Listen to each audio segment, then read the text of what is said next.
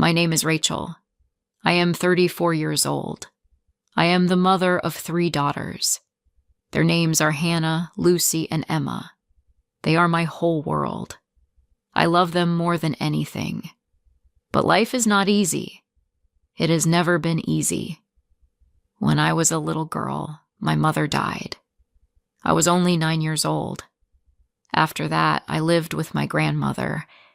She was kind, but she was also very old. She passed away when I was 16. I met my husband when I was 19. He was funny and sweet in the beginning. We got married quickly. At 20, I had my first daughter, Hannah. Then came Lucy. Then little Emma. But when Emma was only a baby, he left us. No note. No phone call. He just disappeared. He never sent money. He never asked about his daughters. It was like we never existed. Since then, I have been alone. I do not have family. I do not have friends who can help. I live in a small apartment. The building is old. The walls are thin. The heater is weak. Every month I pay rent. Every month I worry. I do not have a good job. I do not have a college degree. I do not have many choices, but I am strong. I never give up. I work as a taxi driver, but I do not own a car. Each month, I rent a car to drive. It is expensive. After paying for the car and gas, I have little money left, but I still drive. Every day, every night. Some people are kind. Some people are not. Some people smile and say thank you. Some people shout. Some people don't pay. Some leave trash in the back seat. But I do not stop, because I must earn money. I need to buy food. I need to buy clothes for my girls. I need to pay rent. I need to keep the lights on. Sometimes I drive until midnight. Sometimes I drive while I am sick. Sometimes I drive when I want to cry. When I come home, my girls are already asleep. I sit beside them. I look at their faces. They are so peaceful. They are so beautiful. I kiss their foreheads. I whisper, I love you. Every night I promise myself, one day life will be better. One day my girls will smile more. One day we will have more than just enough. But one evening, something terrible happened. It was very cold. The sky was dark. The wind was strong.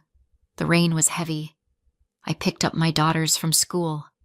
Hannah, my oldest, sat in the front. Lucy and Emma sat in the back. Mom, I'm cold, little Emma said. She was only 5. Her voice was soft and tired. I know, sweetie, I said. We'll be home soon. I turned on the heater, but the car stayed cold. The roads were quiet. There were no other cars. The lights were dim. The road was wet and icy. I held the steering wheel tight. My hands were shaking. My heart was beating fast. Then, a flash of light. A loud noise. A terrible crash. Pain. Darkness. I woke up to a white ceiling. I heard a beeping sound. I smelled medicine. I was in a hospital. I tried to move, but my body hurt. I tried to speak, but my throat was dry. Then I remembered. My daughters. Where were they? I whispered, Hannah, Lucy, Emma. A nurse came to me. She had kind eyes. Don't move too much, she said. You were in an accident. My daughters, I whispered. Where are my daughters? She touched my hand. They are here. They are safe. Tears filled my eyes. I wanted to see them. A few minutes later, the door opened. 3 small girls ran into the room. Mama, they cried. They hugged me. They kissed me. I cried. I held them tight. The doctor came in. He looked serious. You have a broken leg, he said. You need surgery. You need time to rest. But I can't rest, I said. I have to work. I have to pay rent. The doctor looked sad. "You need to heal first." Then I remembered something worse. The car. I rented the car. Now it was destroyed. But that was not the worst part. I hit a very expensive car. The owner wanted $20,000. I had nothing. No savings. No help. I covered my face. I cried. My daughters held me. They cried too. I was broken. I felt small. I had no hope. The next day, something happened. Something I never expected. A nurse came into the room. She had a newspaper in her hand. There was a picture of me and my daughters. "Your story is online," she said. "People are reading it." "What story?" I asked. "Someone shared what happened to you. Many people are talking about it. They say you are brave. They want to help." I didn't understand. Why would strangers help me? But soon, people started sending money. Not a lot, but it helped. We had warm food. We had clean clothes. We paid the rent for that month. One night, I got a phone call. A deep voice spoke. "I saw your story," he said. "I want to help you." "Who are you?" I asked. "You will see soon," he said. 2 days later, a group of people came to the hospital. They brought flowers. They brought toys. They brought warm clothes for my girls. Then a young man walked in. He had kind eyes. He looked at me and smiled. "You don't know me," he said, "but I know you." I was confused. "Why do you want to help me?" He smiled. "Because I can." I started crying. "I don't know what to say." He touched my hand. "You don't have to say anything." The young man sat beside my hospital bed. He was quiet for a moment. Then he said, "Your story touched my heart." I read it, and I could not forget it. I talked to my team. "We want to help you." I looked at my daughters. They were sitting in the corner of the room, playing with their new toys. They were smiling. They looked warm, clean, and safe. For the first time in a long time, they looked like normal children. I turned back to the man. "Why me?" I asked. "There are many people like me." He nodded. "Yes. But I saw something in your eyes. You didn't ask for anything. You didn't beg. You just fought every day to take care of your girls. That kind of strength. It should be supported." I didn't know what to say. I had always worked hard. I had cried alone many nights. I had suffered in silence. I never thought someone would notice. That day they paid my hospital bill, every cent. I didn't owe anything anymore. I didn't need to worry about the surgery or the medicine. I could focus on healing. But that was only the beginning. 2 weeks later, I left the hospital. My leg was still healing, so I walked slowly with a cane. The young man and his team helped me every step of the way. They picked us up in a warm car. The girls were excited. They thought we were going back to our small apartment, but we did not go there. Instead, we drove into a different part of the city, a place I had never been. The streets were clean. The houses were big. There were trees with lights on them. There were flowers in the gardens. We stopped in front of a beautiful house. It had a red door and white windows. The garden was full of yellow flowers. There was a small bench near the door and a big swing in the backyard. "Where are we?" I asked. The young man smiled. "This is your new home." I stared at him. I didn't understand. "For a few months we have been working quietly," he said. "Many people online donated money. My team added more, and now this house belongs to you." I couldn't breathe. My knees felt weak.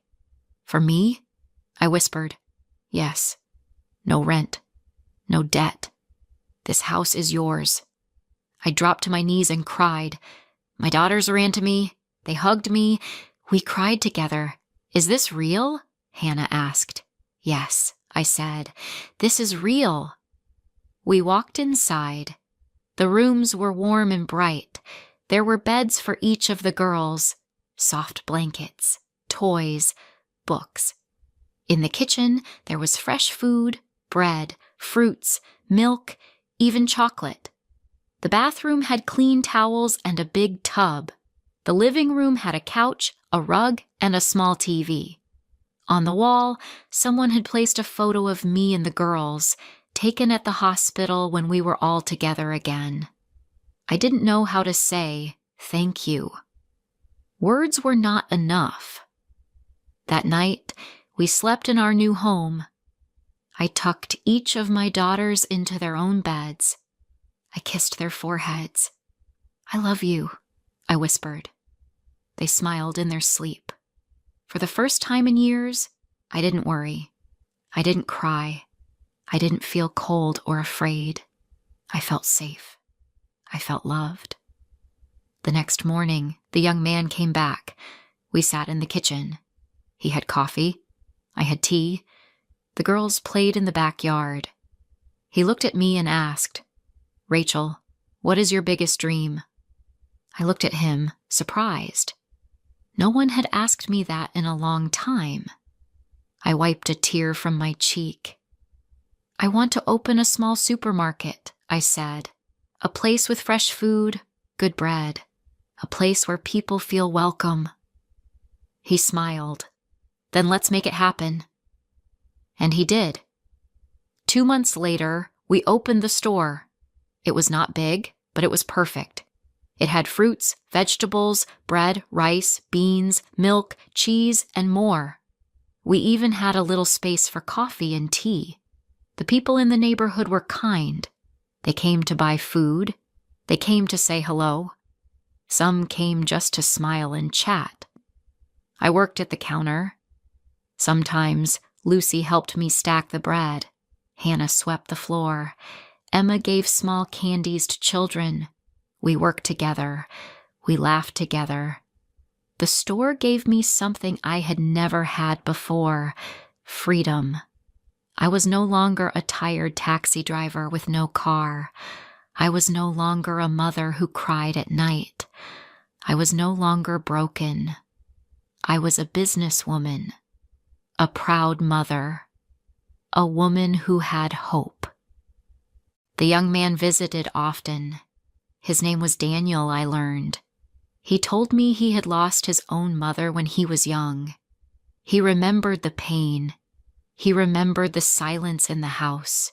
He never forgot it. That's why he helped people like me.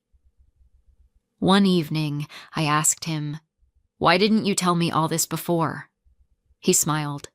"Because this story is not about me. It's about you. You are the hero." His words touched me deeply.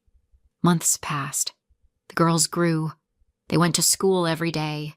They made friends. They smiled more. Emma drew pictures of our house. Lucy wrote stories about our store. Hannah helped me with the money and numbers.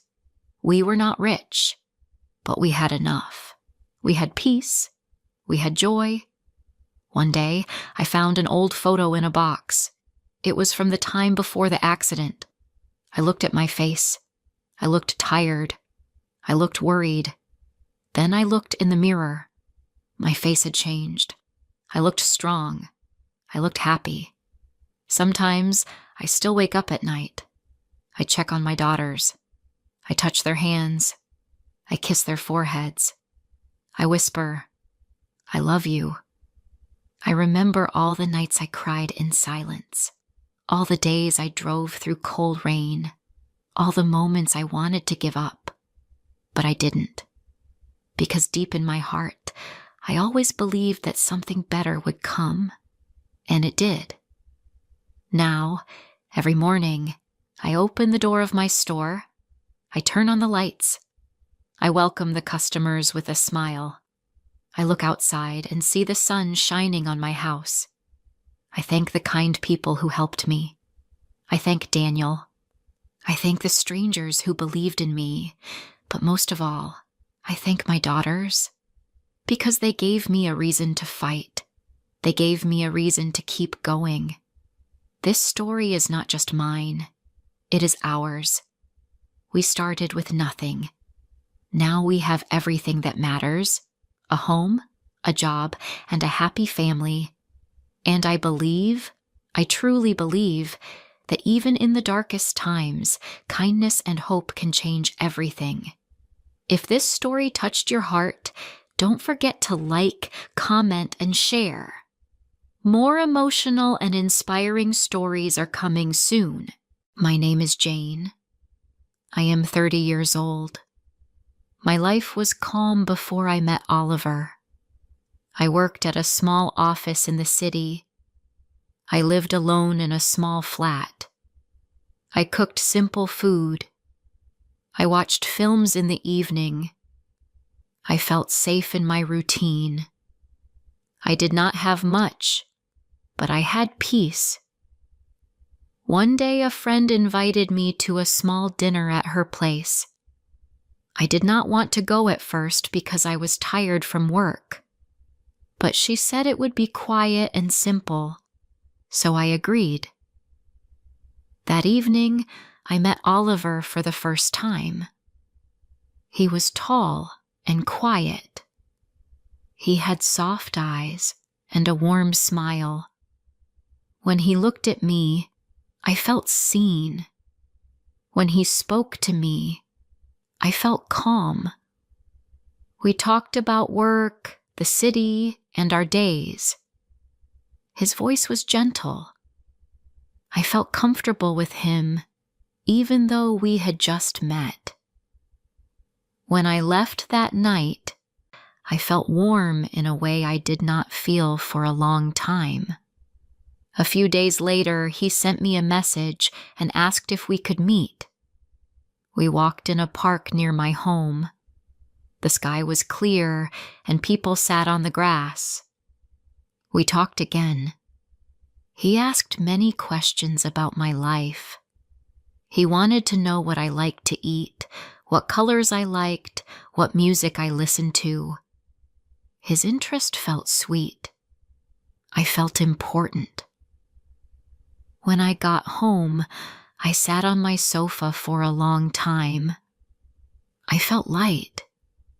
I thought maybe this was the start of a good thing. We met more after that.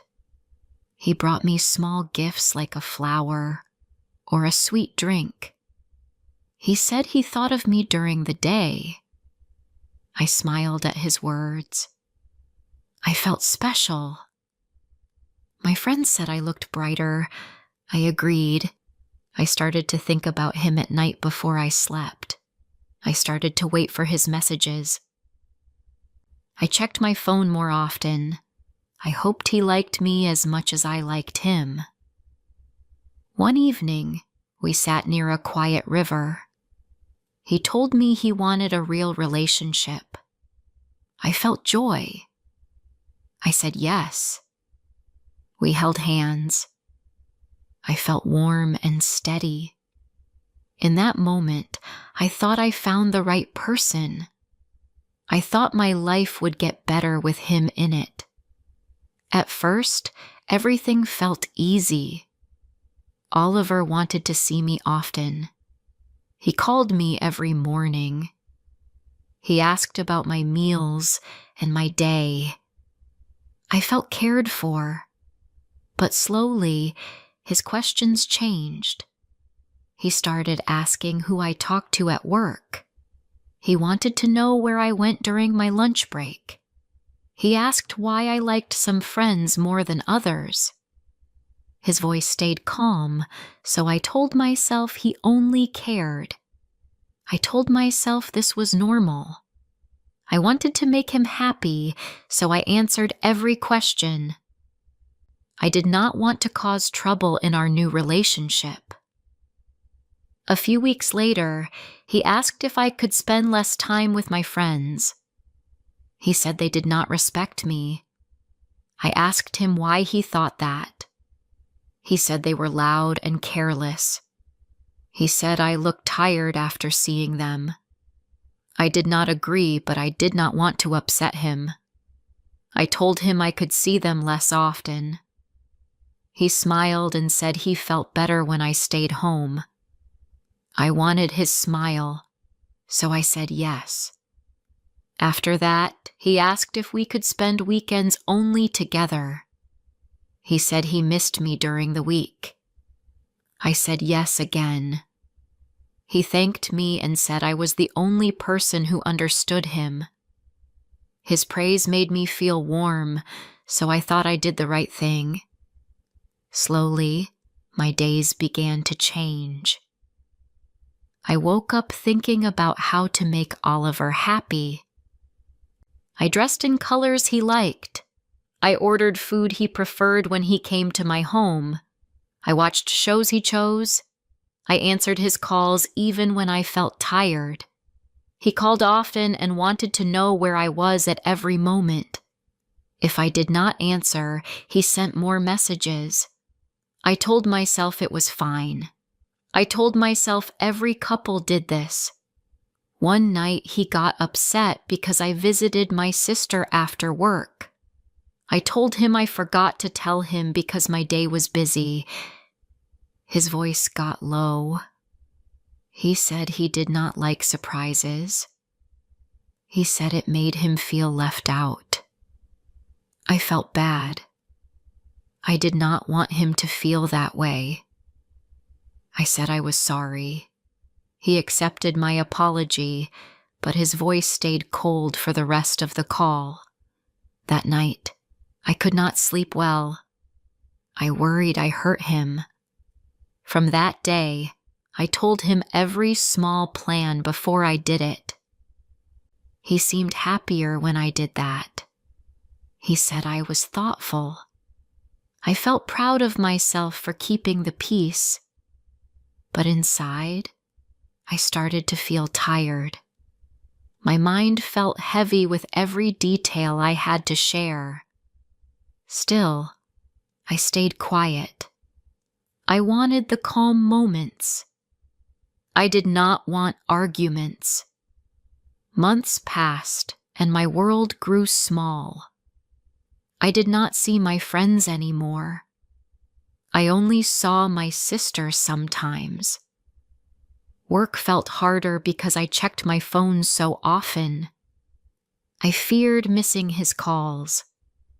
I did not want him to feel ignored. When people asked if I was okay, I smiled and said yes. It was easier than explaining the truth. At home, I moved carefully. When Oliver came over, I made sure everything was clean. He did not like messy rooms. I made sure the music matched his taste. He liked soft songs. I made sure the food was simple because he did not like strong flavors. I wanted him to feel safe in my home. I wanted him to feel close to me. But each time he left, I felt a light fade from the room. I sat on my sofa and felt tired in a way I could not explain with simple words. It felt like I used all my strength on small things. My friends stopped inviting me out because I always said no. My sister asked why I was quiet all the time. I told her work was hard. I did not want her to worry. I did not want to admit that I felt smaller each day. I did not want to admit that something in my life did not feel right. I tried to stay strong.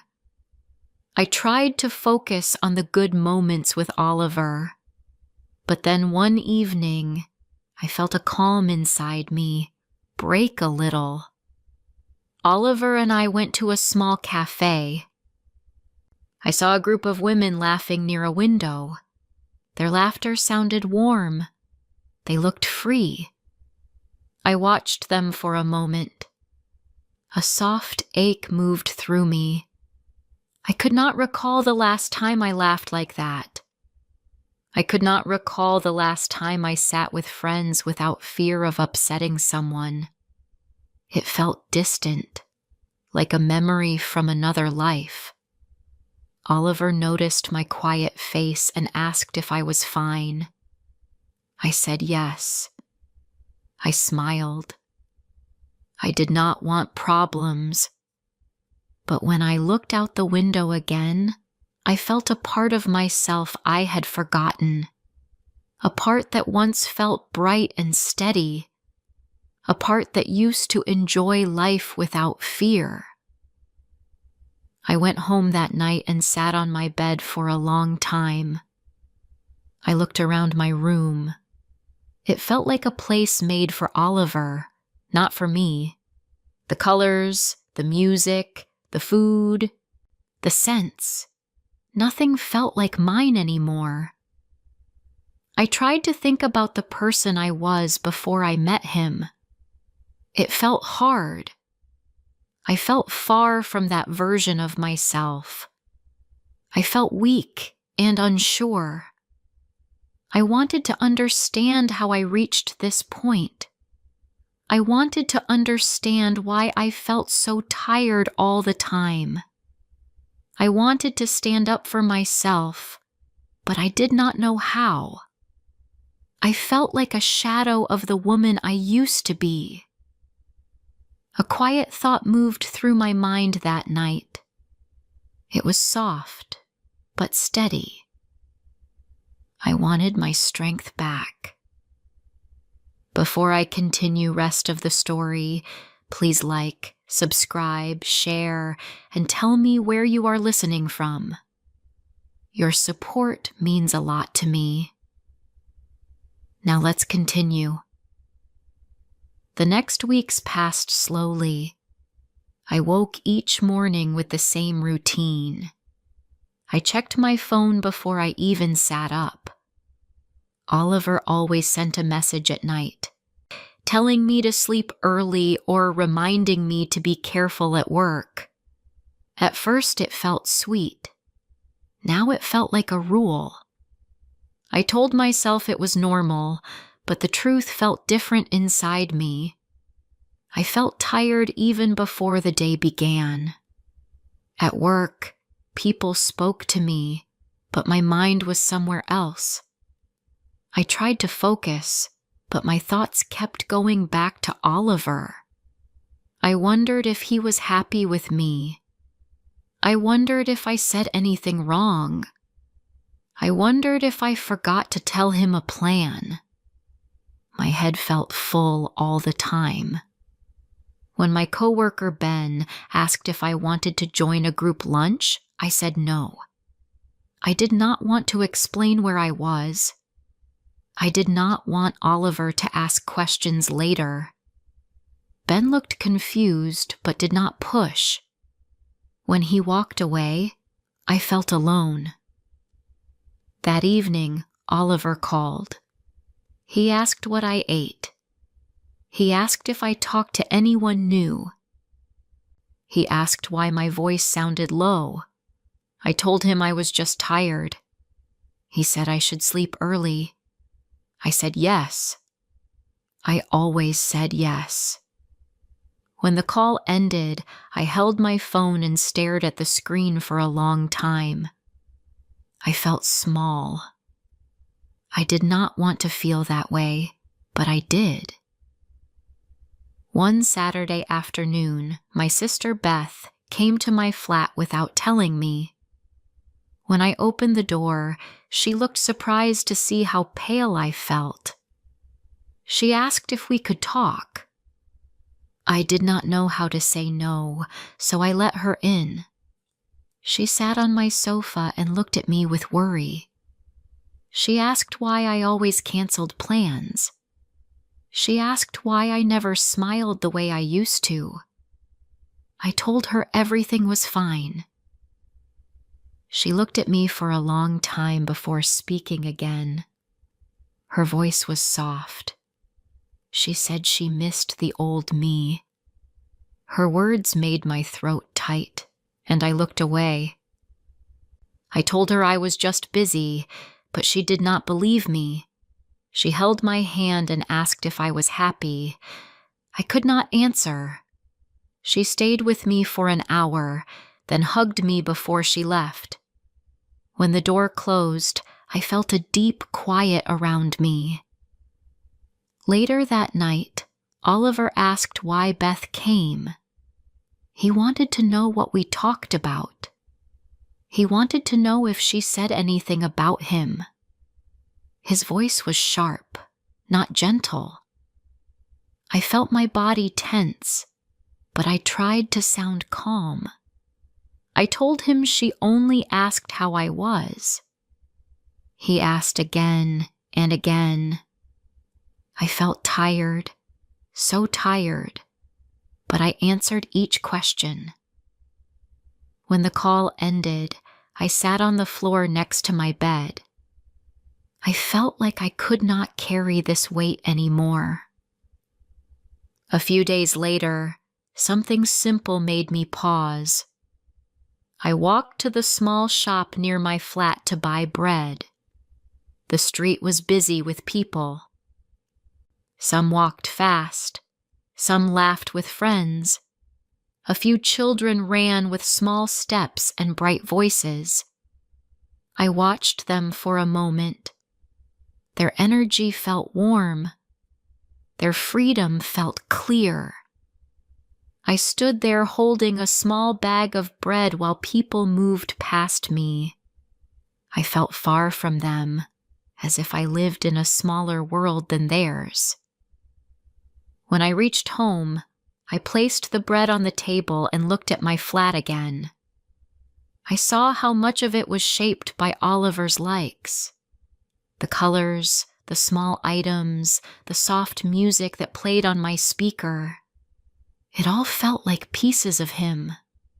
I could not find myself in the room. A quiet sadness rose in me as I stood there. I felt the loss of the girl I used to be. That night, Oliver came to visit. He looked tired, and his voice sounded flat. He asked why my replies were slow during the day.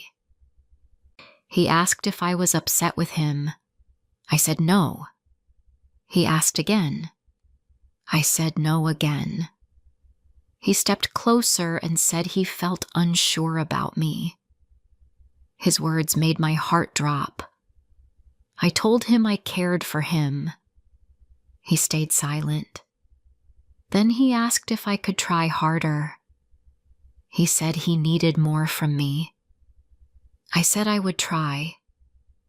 I said it even though I did not know how much more I had to give. After he left, I sat on my bed and held my pillow close. I wanted to cry, but I felt too tired to cry. My mind felt slow. I felt like my life belonged to his moods. I could not remember the last time I made a choice only for myself. The next morning, I stood in front of my mirror before work. I looked at my face. I looked at my eyes. They felt dull. I touched my hair and straightened it the way Oliver liked. Then I stopped. I moved my hand away.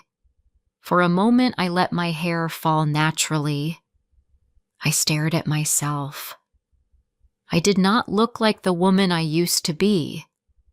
I felt like my days were built around one person, and that person was not me. On the way to work, I walked slowly. My steps felt heavy. I knew I needed to make a change, but I did not know where to start. I did not want to lose Oliver, but I also felt lost within myself. My thoughts formed a small truth I could no longer ignore. The days after our last call felt slow. I moved through them quietly. I worked, I cooked, I cleaned, but nothing felt steady inside me. I felt like I walked through a soft fog. I tried to understand how I lost so much of myself, but the answer never came in one piece. It came in small moments. One evening, Oliver called with a tense voice. He asked why I did not answer fast that afternoon. I told him I was busy with a report. He said he felt pushed aside. He asked if I still cared for him. His tone pressed on me, and I felt tired all over again. When the call ended, I looked at my phone and placed it face down on the table. The silence in the room felt heavy, but also calm. A short time later, my sister Beth visited. She did not message first. When I opened the door, she looked at me for a long moment. She said I looked worn out. I tried to smile, but it was weak. She sat with me on the sofa and asked why I always canceled plans. She asked why my voice sounded flat when we talked. I looked down. I told her I was only tired. She touched my hand and said she missed the lively version of me. Her words reached a place inside me I had ignored. When she left, the quiet in the room felt different. It felt like a gentle reminder that someone cared. The next day, I walked home from the shop with a small bag of food. I watched people move around me. Some held children's hands. Some talked with friends. Some walked alone with relaxed steps. I felt far from them. I missed that ease. I missed being able to move through a day without fear of upsetting someone. Later, Oliver asked if he could visit that night. I felt a soft push inside me to say no. I needed a quiet evening. I needed a moment without pressure. I told him I wanted to rest alone. He did not like my words. He said it felt strange. He said he needed me. I told him again, calmly, that I needed quiet time. He hung up without saying goodbye. Even so, I felt a small piece of air open inside my chest. It was a tiny step, but it was mine. The next morning, he did not send his usual message. The silence felt unusual, but also peaceful. At work, Ben asked if I wanted to join a small lunch group. For the first time in months, I said yes. We sat outside the office and talked about simple things. I listened, and slowly, I felt myself relax. When someone said a small joke, I laughed. The sound felt light, like a part of me I forgot I had. In the evening, Oliver finally called. He asked if I was still upset. I told him I was not upset, but I needed time to think about myself. He did not like this. He said I was being unfair. He said he gave everything. I listened quietly. When he stopped, I told him I felt lost in the relationship. I told him I needed space to feel steady again. He said he did not know if he could stay with someone who needed distance. I heard the truth in his voice. I also heard a truth inside myself. We ended the call with no anger, just a simple end. When I placed my phone down, I felt a soft calm spread through the room. It was not joy. It was not sorrow. It felt like a slow breath after a long time. The next morning, I opened my window. Cool air filled my flat. I stood there for a long moment, watching the street below. People walked with quiet steps. A small dog ran after a leaf. A bus passed slowly. Life moved in simple ways. I made myself tea and sat near the window. The cup felt warm in my hands. I looked around my home and saw the small things I once cared about before I changed them for someone else. I felt a gentle sense of myself return, piece by piece. I knew I still had learning to do. I knew I had a long road ahead. But I also knew this. I was ready to live for myself again. And that truth felt like strength. Thank you for listening to this story.